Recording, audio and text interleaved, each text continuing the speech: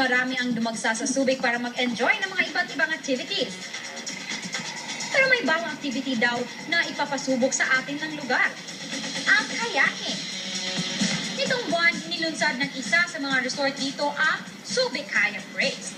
Ito ang kauna-unang 10-day eco-friendly at leisure sport event. Every Wednesday and Friday of May, pwede kang sumali with your friends or with your family. Meron kaming 1 kilometer na lap around here. It is one way of inviting tourists, guests, and even residents here to discover Subic Bay as a paddling haven. 24 ng kalahok ang sumali sa naturang event. Bawat isa kailangan tapusin ang 1 kilometrong race course sa Subic Bay. Kitang-kita ang pagpupursige ng bawat isa sa pagsagwan sa kayak.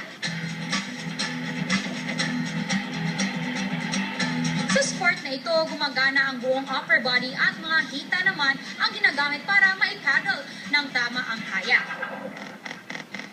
Kaya naman kung ikukumpara ito sa dragon boat, mas kumpleto ang workout kapag ikay nagkayak.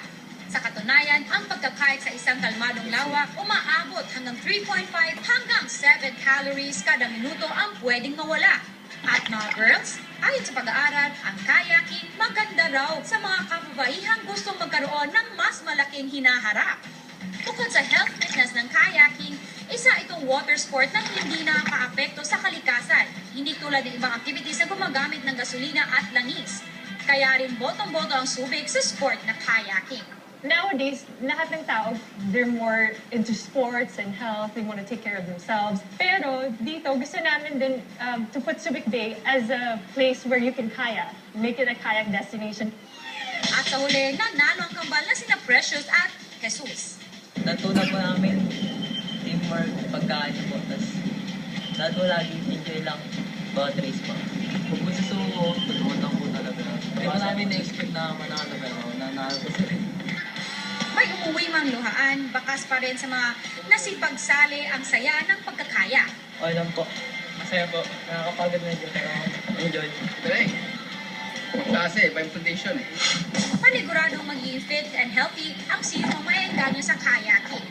Sa tagumpay ng Subic Kayak Race, panimula raw ito ng mas malaking kayak competition. We are co-organizing this event that's coming up in June 1 with Anbaya Co. and of course the Philippine Kayaking Series. And yeah, so this is just a whole preparation for the big things to come. Ang kayaking, sport na #1 sa adventure, fun, at pangangalaga sa kalikasan. Kaya habang summer, dapat itong subukan. Kapag linggo, fix talaga sa sports balita.